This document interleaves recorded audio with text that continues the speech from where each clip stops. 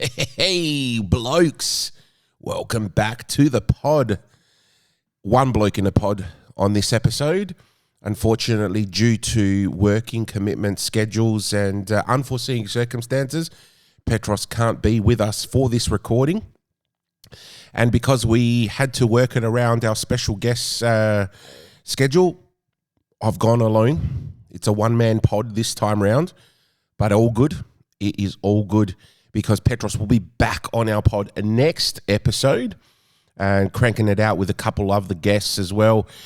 Look, I'm going to leave it right there so we can get straight into the interview, the one that we've been waiting for, and I have been talking about organising since before July. Get in. Let's do it. This is Two Blokes in a Pod. Hey, what is that? The podcast where, well, it's a bit of this, a bit of that. I don't understand. Just blokey laughs and blokey chats. Okay. Whatever it is, let's get started.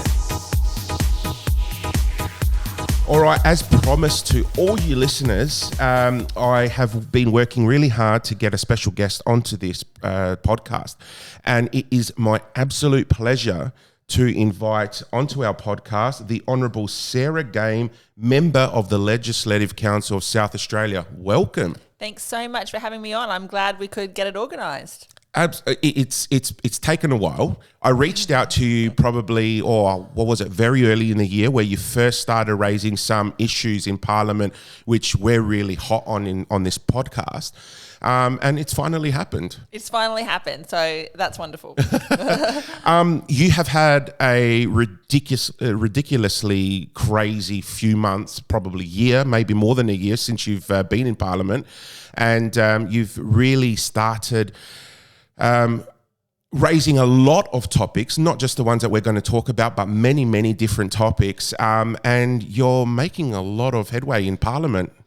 And I think this comes a little bit from my background, which I know you were going to get into as we spoke earlier, but working in small business as a veterinarian where it's a high pressure, stress environment, my usual expectation for a day is what are we going to get done now? What are we going to get done in the next 10, 20 minutes, as well as, daily, weekly, long-term thinking. And I think that sort of disciplined, hard-working approach that I know many South Australians can relate to has allowed me to make that headway coming into Parliament, because I just don't have that sort of, we've got time. I mean, I've got 8 years, but I think anyone who's followed me can see that I've tried to make the absolute most out of every single day. Great. So give us a bit of a background. Like, what was life before? You just said you were a veterinarian. What was life before politics? Yeah, look, I was a veterinarian, so I've worked with all sorts of animals, but I was working locally as a small animal veterinarian. I think I've always wanted to make a difference and a contribution. So I've also worked as a school teacher in the United Kingdom. I worked there with their equivalent year 11 and 12 students, and I particularly worked with students that were in highly socially and economically disadvantaged situations, and that was one of my favourite times, actually. And I've also a mum, so I've got 3 kids, 8, 7 and 5. So it's always been busy, and it's always been about trying to find some sort of purpose and meaning. Wow. So mum of 3, under 10. Yes. And now you're a member of the Legislative Council. And they had a very interesting experience this morning. They're used to things now where we wake up and, I promise I'm going to drop them at school on time, and suddenly there's an urgent rush to get out because I've got to get on radio, and it's quick. And they've been rushed off to before school care this morning. And, so they understand that for mummy I work hard. But like my mum said, my son said to me, he said, "Mummy, your politics job makes you happy, and so I'll let you do it." And I thought, thank you, darling. So I'm allowed to do it because it makes me happy, and I think the kids can see that I do, on the whole, get a lot of meaning from it. Not that there aren't challenging times. Yeah, look, hands down, I think being a parent is the hardest job ever. It's such an important job. So certainly my 8, 7 and 5-year-old, they are expected to go with the flow and with my work commitments, but saying that if something is wrong or needs attention with my children, everything in my world does stop until that's dealt with. Excellent. And how did you become involved in politics? Exactly. Well, I think the lead up has certainly been just that wider need to make the most of my life in general, which is why I take parenting very seriously and why I've had previous careers as a veterinarian and as a school teacher. But then really, my mother had become involved in One Nation and she decided to run federally, and the party was looking for somebody to run at a state level, and I was chosen, and I took that chance despite really... I did have reservations in the sense that before politics I was a very private person, and obviously I've got my children, and my children are the most important part of my life. So I did have reservations about becoming a potentially public person and the ramifications of that. But my children guide me with everything that I do, in the sense that when I make my decisions, I think of my children, and I want to make sure that the decision sits well with me, and would sit, hopefully, that they would be able to understand that decision when they grow up. So ultimately I took the risk because life's about meaning and purpose, and sometimes with that comes difficulty and challenge. And for me, being a public person was an aspect that I found difficult and challenging initially. I'm getting better with it. Well, you definitely are. You're making a lot of appearances. People know Sarah Game, the lone One Nation politician. So that was my next question. Great segue. What is it like being that One Nation member of Parliament, the only One Nation? Look, in a lot of ways, it's great. I mean, the party certainly are really good to me in that they're there to support me if I need it. But otherwise, Pauline made it really clear to me, I'm the South Australian state representative. Really, I know what's best in terms of what's going on in South Australia. And so unless I ask for some sort of advice, I'm allowed to make my own decisions based on, consulting my constituents here. And so there's a huge amount of freedom that comes with that, which I really enjoy. That said, there are clearly lonely times as well, particularly when you take a position in Parliament that's different to everybody else, and there's nobody, Parliament is a different work environment. We all actually have very amicable relationships, but you certainly have to expect that your colleagues ultimately want you to lose your job. Well, you losing your job is a gain to them, isn't it? Absolutely. Because that's an extra seat and an extra vote for their party. Absolutely. So one interesting thing that you said, Pauline being the federal leader of the party allows you that freedom to make your own choice. Obviously, there are certain things that will have to be within the party line, but it's not like some of our other major parties where they have to stick by that party line and have to vote regardless of what their opinion is. So I find that really fascinating and I guess really fresh. It is, yeah, exactly. So she's always made that clear that, I'm not Pauline Hanson. She doesn't want me to try and be Pauline. She wants me to be Sarah Game and to make my own decisions at a state level. And I have a really good relationship with her and everyone in the party, actually. Excellent. We'll get back onto Pauline a bit later because this isn't about her. This is about you and the reason why I invited you in. So earlier in the year, you stood up in Parliament and you raised questions about why is there not enough funding or support into men's health as there is into women's health. You also raised about having a minister for men. Yes. So can you give us a bit of an idea, where did this come from and why you're so passionately advocating for this?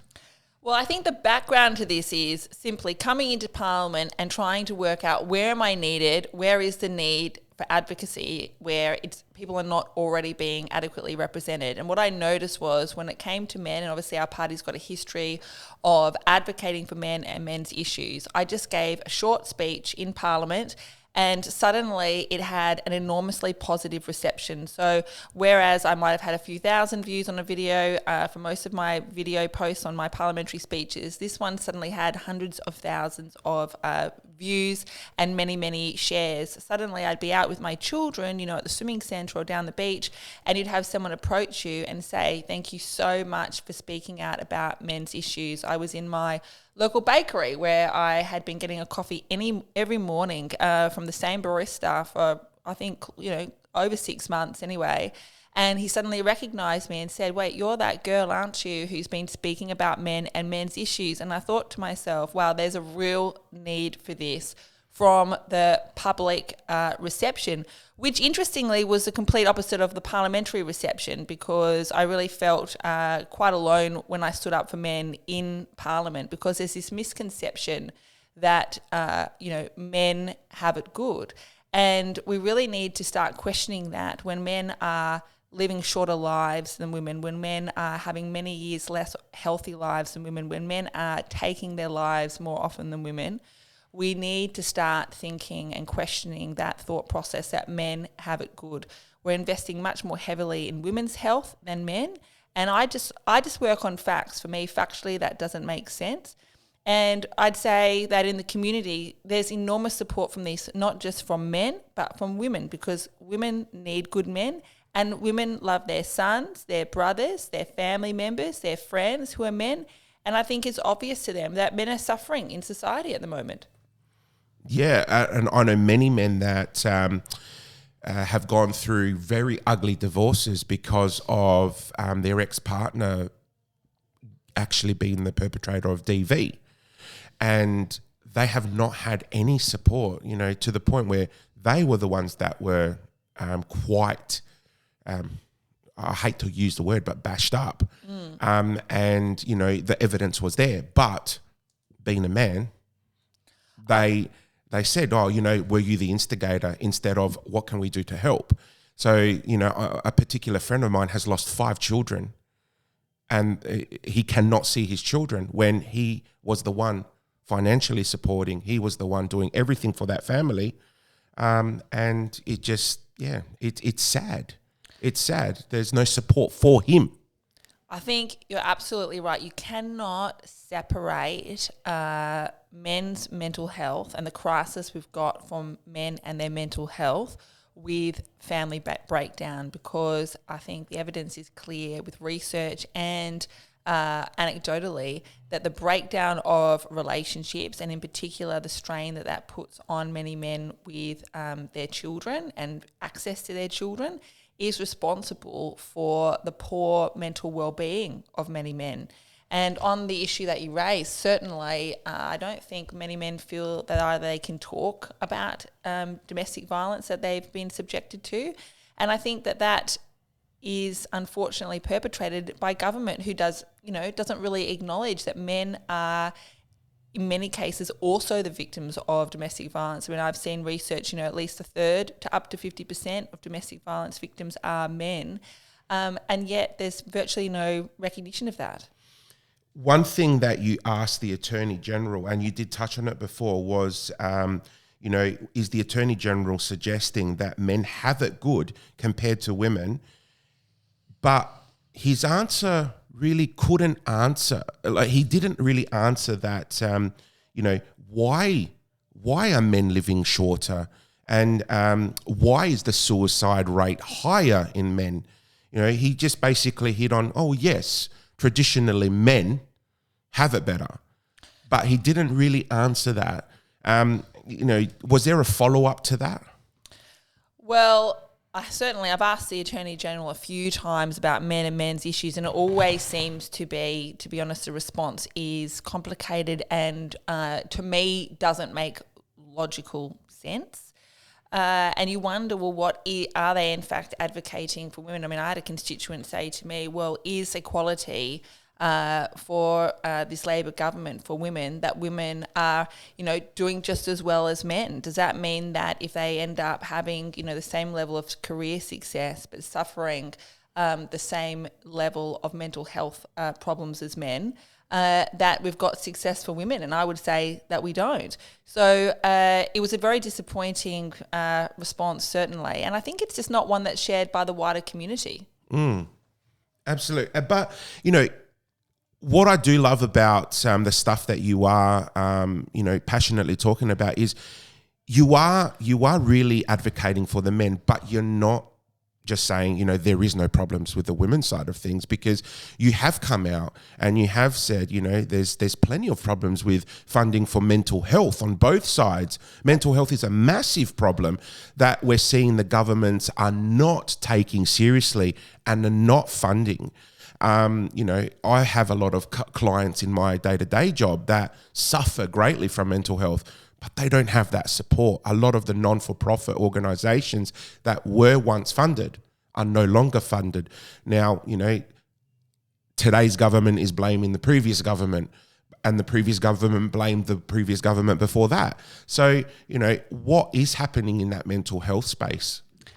Well, one of the areas that I'm having really strong negotiations with the government about is improving these low barrier mental health services, because I think people, and in particular men, since we're talking about that at the moment, really benefit from these low barrier services. And by that, I mean, when you ask people who are living busy lives and they're struggling with cost of living and they're struggling with family breakdown and they're struggling with mental health, and you ask them to get on the phone and wait and book an appointment with their GP and go and see their GP in a work hour and wait, and then get a mental health plan and wait to be booked into the system, many people, and I believe many men, simply won't do it.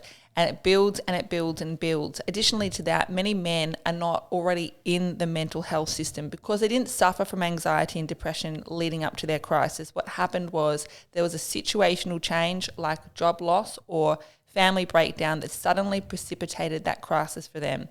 And so that's when these low barrier systems come into place that we don't have enough of, where you can just walk in and be seen. And we have one, the Urgent Mental Health Care Centre on Grenfell Street, that I've been speaking about a lot. You can just walk in straight off the street. It's open 24/7. You don't need any ID. It's different to an emergency hospital. You'll be seen by a clinician as well as somebody with lived experience. There's somewhere for you to wait after you're seen in a nice lounge room environment. They even have some rooms where you can bring your pet, because believe it or not, some people won't come, if they can't bring their dog and they're very attached to their animal and they've got nobody to look after it.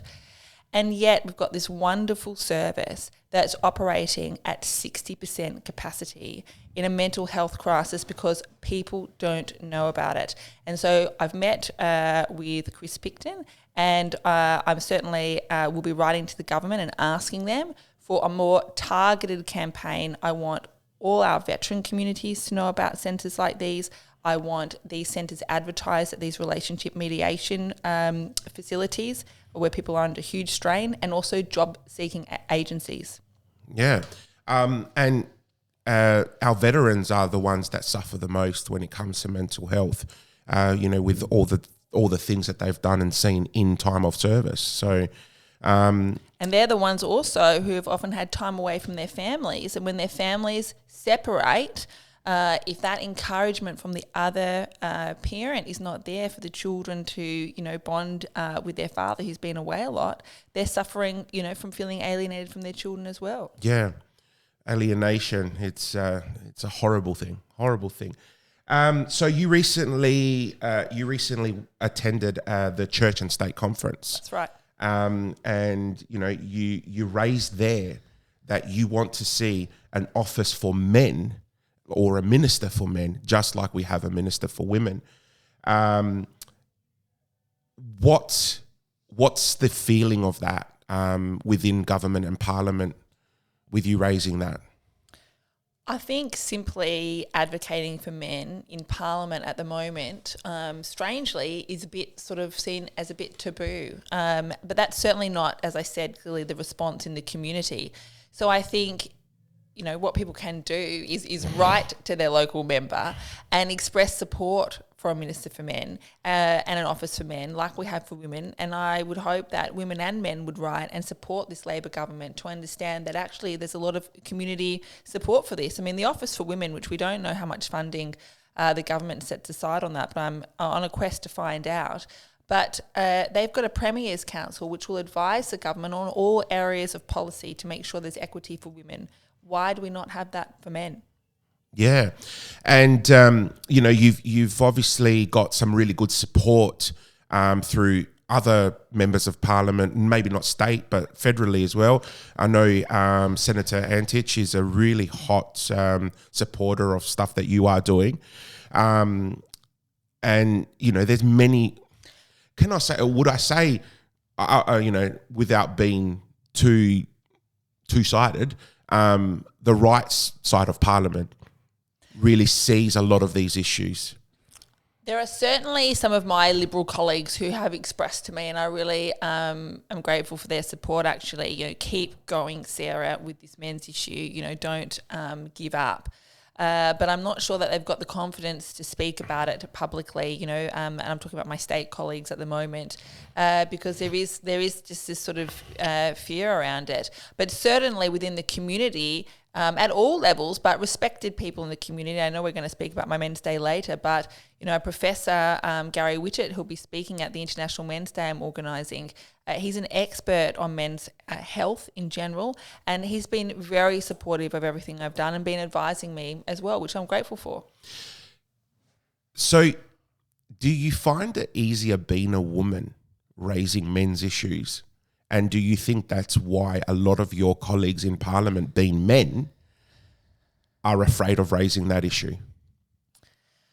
Look, well, as I said, I certainly didn't set out to become a men's advocate, but I'm very happy to do it, realising that there is that need, and certainly having lost my father at the start of the year, and also being a mother to an 8-year-old boy who I do worry about him. Sorry to deviate briefly, but when you look at suicide being the number one cause of death between 15 and 24-year-olds, I worry, most for my son. I want him to be okay, and I want him to grow up feeling proud to be a man. So I think it would be really beneficial for a man to stand up and advocate for men's issues, if I'm honest. But perhaps it's easier because I'm a woman. But I actually think men would appreciate seeing another man stand up and advocate for them. So I would encourage that. How about your One Nation colleagues around Australia? Yeah. How do they feel about this? Well, they're so supportive. I mean, Pauline's already, she's been advocating for men, and certainly men that are alienated from their families, and a minister for men for a long time. So she's been very supportive, and certainly absolutely in keeping with what our party's about. But for me, I always ask myself whether something sits well with me and whether there's a need to do it, and there is, and that's why I've taken it on. Excellent. I mean, you've definitely hit the spot around South Australia. There's a very big article from the Murray Pioneer. Yes. So you've taken this idea and this advocacy out to our country regions. And I just want to mention, before I forget, I just want to mention briefly, because I'm hoping the tides will turn here. We've talked about the fact that community support's been very great, but parliamentary support not so much. But what was drawn to my attention actually from the Breakthrough Mental Health Foundation alerted me, who've taken an interest in my advocacy and men's issues too, that actually the UK Parliament, I believe it was this year or certainly very recently, has supported an inquiry into men, their mental health and physical well-being. And so that is happening around the world. And I hope that, our Australian parliamentarians will start to notice that and see that the tide is turning, and that it's okay and it's pressing that we start to talk about men's issues. Excellent. And before we get into an amazing day that you're organising, I guess we're just going to add a little bit of comedy into this. I love watching Pauline's cartoons, the little cartoon videos that she makes. And she recently did one on, I guess I'd call it gender politics, where, she came out and go, look, there's only two genders, males and females. And there's a very big thing happening in the UK at the moment where the Prime Minister got up and pretty much said the same thing in Parliament. There are only males and females, which has caused a lot of waves in the left side of politics. I've always, and we discuss this a lot on our podcast, but I've always been of the belief that that is a very big mental health thing. Yes.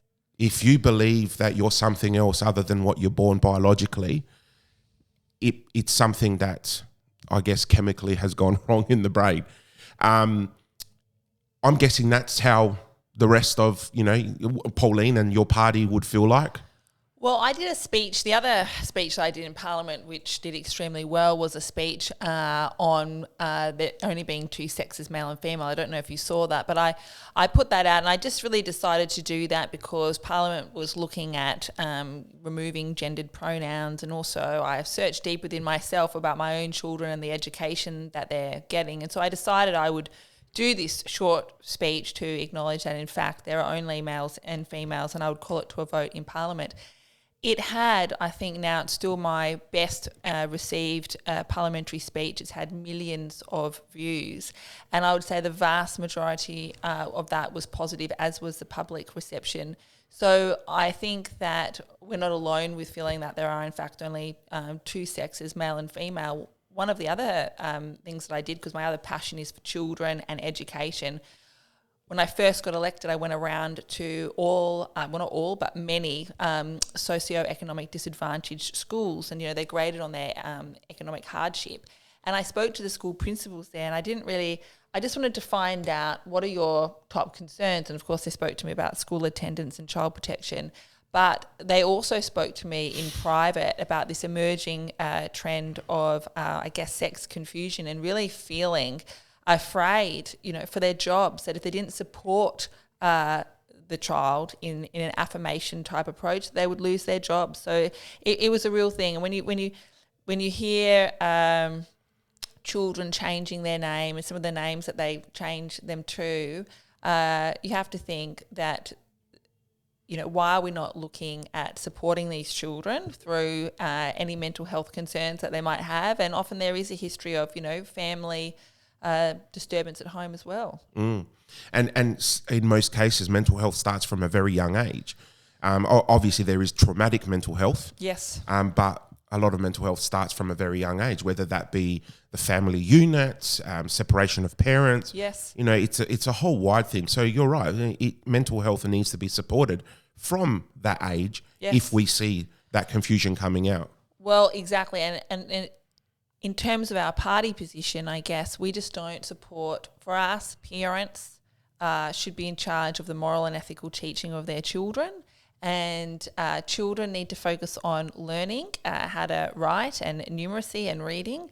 And for our party, there's no place for the teaching of gender fluidity within school. But certainly there is a place for teaching children about tolerance, acceptance, inclusion, looking after each other. There we go. I know it's hard. I send my kids to a Catholic school. Every morning, the principal, good morning, boys and girls. Straight, boys and girls. And then I've been to some other schools, and, not naming, but my previous school that I used to attend, and it's good morning, children, not making sure that they don't add the boys and girls because, there could be some problems there. Absolutely. I've had teachers write to me telling me that they've been reprimanded for using the term boys and girls. And the other thing they're trying to get rid of, Father's Day and Mother's Day, Special Persons Day. I know every day in my household is Father's Day, and every day in my household is also Mother's Day. My kids appreciate everything we do for them, but I'd like to have that one day a year where, I wake up with breakfast in bed. And same as my wife, I'm sure she would love it that, she gets appreciated that one day. It's just, I don't like removing those ideas. And it's just, it plays a lot in my head. Well, I absolutely agree with you. I think the family unit, mother and father raising their children, if you can manage to do that in a harmonious way, you've really given your children the biggest gift they can have. Yeah. All right. Hot topic now. So, we are currently in Mental Health Month, so I appreciate you coming in here and talking to me about men's issues and men's mental health in this month. But you have a big event happening on Sunday the 19th of November. for International Men's Day at the Norwood Football Club. There's going to be some really, really good speakers there, and namely Chris McDermott, Yes. who is one of my all-time favourites. And you've also got an ex-fighter pilot, Jim Wiley, that's going to be there. I hope I said that right. SANFL legend and also representative of the Breakthrough Mental Health Foundation, Zane Kirkwood. Well, he's certainly in the Breakthrough Foundation, yes. Okay. I think Chris is the AFL legend. Yeah, well. Yes. Well, they're both Chris, AFL legend. SA. He's an SANFL Yes, legend. yes, exactly. Yes, perfect. Let's clear that out. clear Two that out. different levels. But both legends. Absolutely, both legends in that sphere. And you've also got Professor from Uni of Adelaide, Gary Wittert, that's going to be there, and Will Frogley, the CEO of the Master Builders Association. Yes. Can you give us a bit of a brief on, what this event's about? And Look, this event came about, well, first of all, obviously I've entered this highly privileged job now, which I've made clear I try and work hard every day for. But when I was working as a veterinarian, you don't get invited to anything. There is no events or functions. And so obviously I started getting invited to these various events, and some of the biggest were really the International Women's Day events that I got invited to. And so I went to a beautiful breakfast at the Governor's House, and I went to a wonderful event at the Adelaide Oval. And that precipitated me asking, well, I wonder when International Men's Day is. And I looked it up and found out that it had passed already without a single invitation. And in fact, there's been no event to celebrate International Men's Day in this state for years.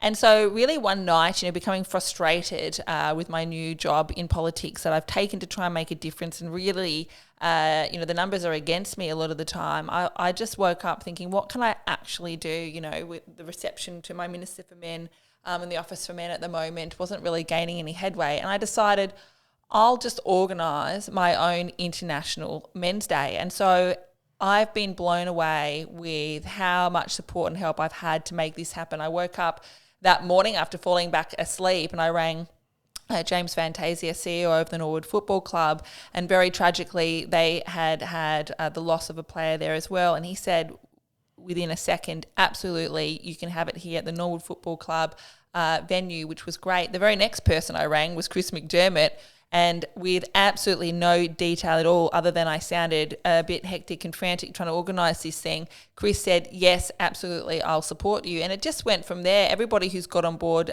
Jim Wally, the former Royal Australian Air Force fighter pilot, and also he's a father and stepfather to 5 children. He was a former state entrepreneur as well. He got on board immediately, as did Professor Gary Wittert from the University of Adelaide, an expert in men's mental health, as did Will Frogley, CEO of Master Builders. They have a lot of particular issues in the construction industry. My understanding is that you're more likely to die in the construction industry from taking your own life than you are from a workplace incident. And considering that men are responsible for, I think, 97% of deaths in workplace incidents, it's absolutely unacceptable. And then, of course, we've got Zane as well now from the Mental Health Breakthrough Foundation coming. So it looks to be wonderful. And to be honest, we're almost sold out. So if someone did want a ticket, I hope they'd get on and buy it soon. Yeah, well, me and Petros are going to definitely jump on and try and come to that event. Definitely. Because it's something that we've been looking at and reading about. But obviously, sorry to say this in front of you, but ideally it'd be more about me taking a photo with Chris than it is, being there to support you. That is absolutely fine. I think Chris has done wonders to this. And what's interesting about Chris McDermott is I met Chris at an event to promote children's mental health and wellbeing. And I, knowing nothing about sport, which I think is becoming less and less of a secret, I had no idea about Chris or his AFL, anything. But what I really liked about Chris and what I really admired about him, and the reason I really rang him, was Chris is on a mission to make a contribution and do good. He's the founder of the Little Heroes Foundation, which is a charity to support seriously ill children and their families with unmet needs. And it was really over, that passion that we connected. But for everybody else, I understand that, certainly he is an AFL legend, and I'm coming to appreciate that more and more. Yeah, but you're right, though. The other side of him, though, with Little Heroes, that's a very big thing for me. I know a family that benefited really, really a lot from that foundation, and it was all because of him. Yes. Just the hard work that he puts into that foundation is phenomenal. Absolutely. But yeah, so that's Sunday the 19th of November. The only celebration of International Men's Day in South Australia. And where can people get tickets? So, well, the other really important thing to mention, and in terms of where you can get tickets, I mean, either you can look up trybooking.com and search International Men's Day. It's the only one. Obviously, my social media, Sarah Game MLC on Instagram, Twitter or Facebook, you'll find a link as well. But we've recently, and I'm so excited and happy about this, we have partnered with Legacy as our charity for the event. And so I believe that Legacy are also promoting it, and there's a link on their website as well. And considering the support that Legacy provides to Defence Force families, I thought that was very fitting. And also Jim Wally shared with me that when his father passed away when he was a child, it was Legacy that supported him and his mother. So it's a perfect fit. So I'm really excited about that. Excellent. That's really good. All right. Perfect. So we'll make sure that we get some tickets before it totally sells out, because we don't want to miss this one. But look, thank you so much for your time. Thank you so much. I cannot express how happy I am to have had you on our podcast. It's a breath of fresh air having a woman on our podcast, yes, talking stuff that we talk every week, but also sharing, your background, your life, and, the lonely times as a One Nation politician in our state parliament. So thank you so much, Sarah. Thank you so much. Good luck with everything, and keep up all that hard work that you're doing. You're a great representative of our state. And I'm really excited to see where you can take this. That's kind, and I'll see you at International Men's Day. Thank you very much. Thanks so much. Well, how good was that? And look, thanks very much again to the Honourable Sarah Game MLC for giving us her time. And, we're sure to have many, many more talks in the future. Look, guys, a little bit of bloke's bits now, just to get us in the mood, but not really on the comedy side, just something else I thought, This is Bloke's Bit. There we go. This is Bloke's Bits. Just something on a little bit of a serious matter. So I was doing some research the other day in regards to, men's health, women's health, health in general. And there was a survey that got put out to the general public. They hand-selected, I think it was a random selection of people that were sent a survey. And they did a men's health survey and a women's health survey. They sent out randomly 50,000 surveys to women and 50,000 surveys to men. Of the 50,000 women that were randomly selected by this organisation to conduct a survey on health, from the 50,000, 42,500 women responded to the survey. 42,500 guys out of 50,000, right? Women responded to this survey. Out of the 50,000 surveys that were sent to men, unbelievably, 6,980 surveys were received. 6,980 surveys, guys, of 50,000. Now, what does that tell you? A, men don't give a shit. B, men are too afraid to give a shit. C, they don't care about the surveys. I don't know. It's just they think that it doesn't really matter. Maybe we'll put it that way. It doesn't really matter whether they have problems or not. It's concerning. It's very concerning that you would receive a survey to discuss issues and matters with your health, and you just don't find the time to do it. I mean, I looked at one of these surveys. There was an example of the survey. It was 2 pages I fill more questionnaires in when I go to the hospital. For example, if I have to go do an endoscopy at the Calvary, for example, I have to fill in 8 pages of questions on my health history or all sorts of different things. 8 pages. This was a 2-page survey asking very generic issues and questions about health. That low number, nearly just under 7,000 from 50,000, is shocking. That is most probably why the funding for men's health has decreased a lot. But then again, I don't blame the men wholeheartedly, because it's a men's thing to not talk about it, is it? You know, we've discussed it plenty of times on episodes between me and Petros that a lot of men just don't talk. They don't talk about their issues. So I did some further research about suicide rates between both sexes around Australia. And it says here that a report indicates, so this is from health.gov.au, there was a report done in 2020 on suicide rates, and it says the report indicates that males are 3 to 4 times more likely to take their own life than females, while females are more likely to attempt suicide or be hospitalized for intentional self-harm.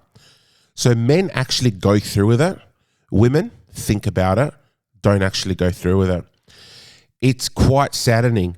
In 2022, so last year alone, more than 3,000 Australians died by suicide, according to the Australian Institute of Health and Welfare. The latest report was that out of those 3,000, over 2,500, get this, over 2,500 of the 3,000 suicides in 2022 were men. It's big. That is huge. That is a very, very big number. So if we break that down further, in 2022, in New South Wales alone, there was 880 people that committed suicide. New South Wales. In Queensland, 783. Victoria, 675. WA, 389. SA, 226.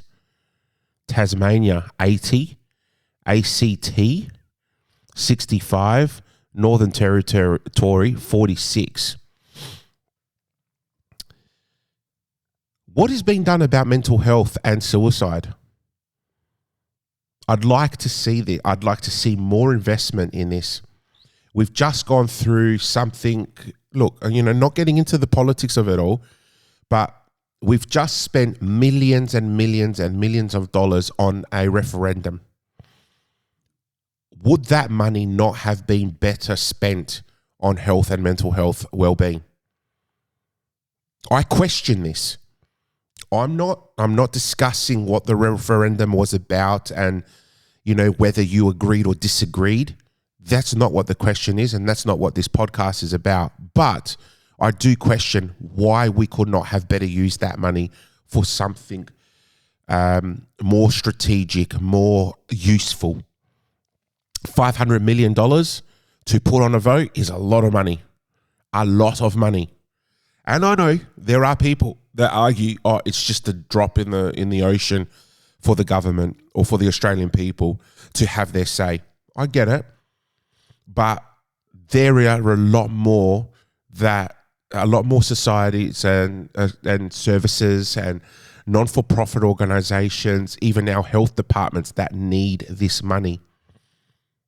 Anyway, we're going to leave it there. That's enough. We've had a good, hearty episode. Thanks again to Sarah Game.